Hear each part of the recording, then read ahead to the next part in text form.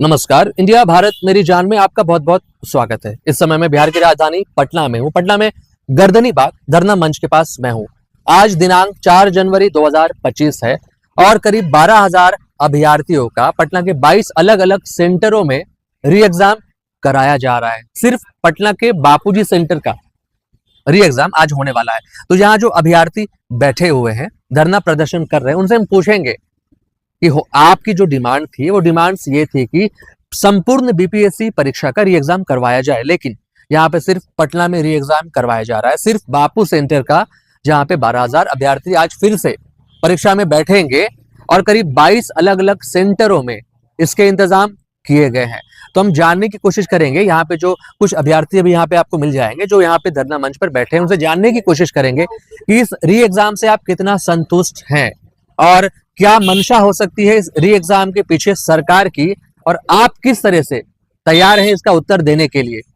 आज पटना में करीब 12,000 अभ्यर्थियों का 22 अलग अलग जगहों पे अलग अलग सेंटर में जो है री एग्जाम किया जा रहा है, तो आपकी क्या संतुष्टि है इसमें?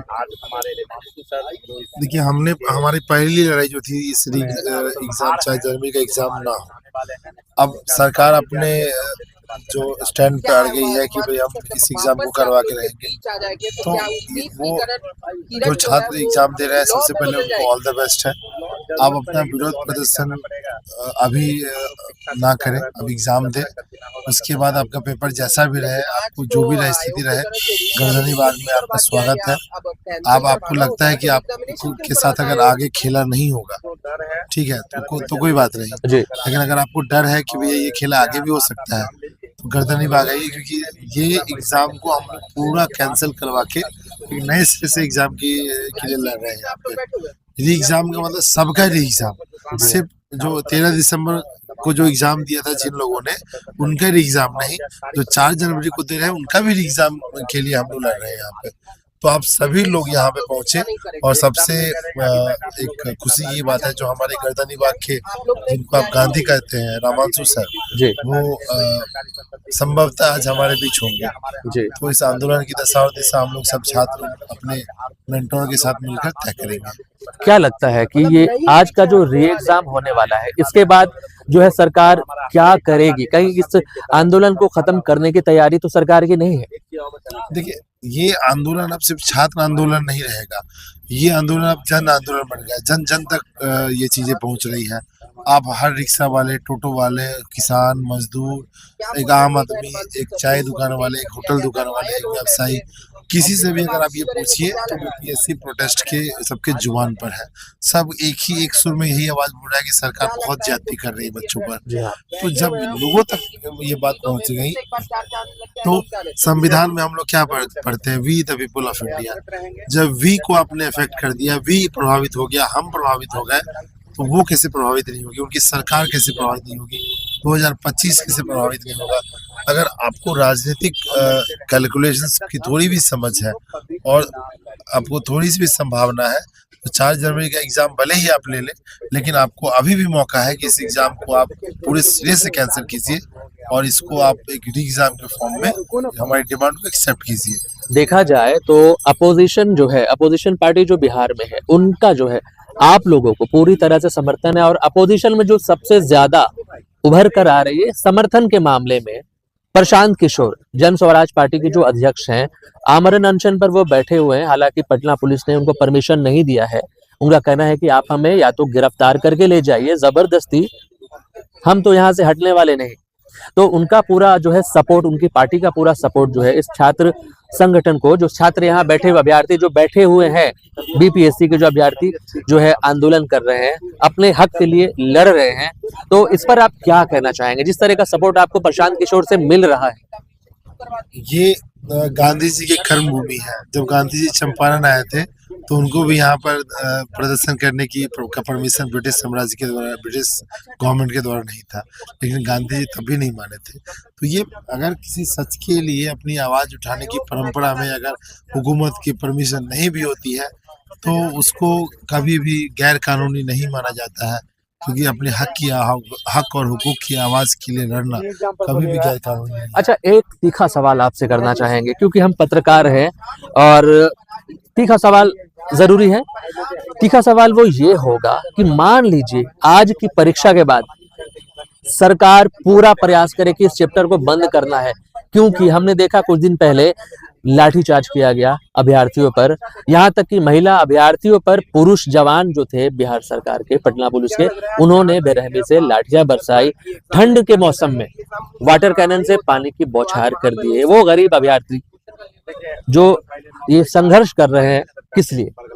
तो अगर किसी तरह से सरकार चाहे कि नहीं हमने री एग्जाम करवा दिया, अब हमको इस चैप्टर को बलपूर्वक या राजनीतिक जिस तरह से हो बंद करना है, तो उसके बाद आपका ये आंदोलन कैसा रूप लेगा?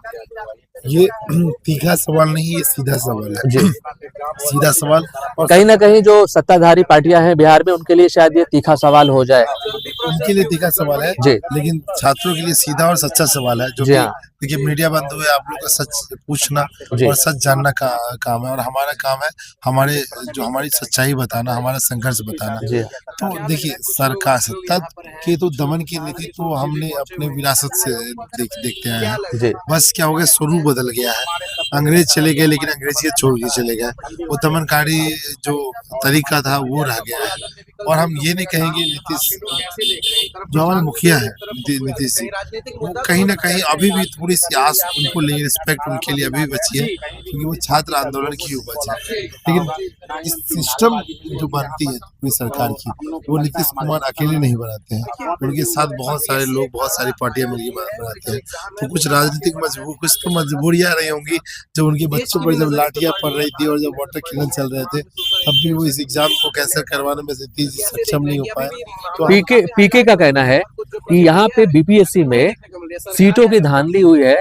100 करोड़ 150 करोड़ में जो है डीएसपी की सीट जो है, मतलब बोली लगाई गई है। जो अभ्यर्थी तैयारी करते हैं, सालों साल बीपीएससी की तैयारी करते हैं अफसर बनने के लिए, उनके जो सीट्स है उन सीटों को बेचा गया है, इसलिए नीतीश जी चुप्पी साधे हुए हैं।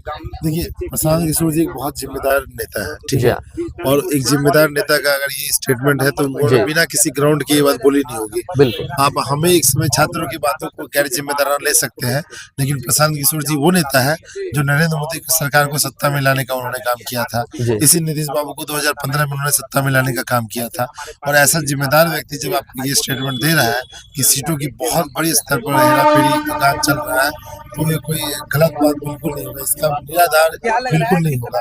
अब सत्ता पक्ष को चाहिए, सरकार को चाहिए कि आपके पास एजेंसियां हैं, छात्रों ने आपको सारे सबूत दिए हैं, साक्ष्य दिए हैं, उसकी एक उच्च स्तरीय हाई कोर्ट की अध्यक्षता में जांच करवाइए, जो भी बॉडी इसकी जांच कर सकती है उनके द्वारा इसकी जांच करवाइए। और छात्रों ने जो आपके सामने अपनी जायज मांग रखी है उन पे पुनर्विचार कीजिए और इस पूरे एग्जाम को सिरे से खारिज कीजिए। तो मतलब आप लोग पूरी तरह से तैयार है, ठंड हो बारिश हो, कितना भी अत्याचार आप पे सरकार की तरफ से या मौसम की तरफ से किया जाए, आप रास्ता नहीं छोड़ेंगे, आप सत्याग्रह के रास्ते पे चलेंगे। सर बहुत बहुत सौभाग्य से ना ऐसा मौका मिलता है छात्रों को इतिहास में अपना कोई किरदार बनने का, और हमें ये इतिहास ने ये मौका दिया है। आज जो हमारा वर्तमान है वो हमें कल के भविष्य और कल के इतिहास का हिस्सा होने का मौका दे रहा है। और इन संघर्षों की कहानी जब लिखी जाएगी तो बहुत स्वर्णिम अक्षरों में लिखा जाएगा कि छात्र इतनी जुल्मी सत्ता के खिलाफ कैसे डटे हुए थे।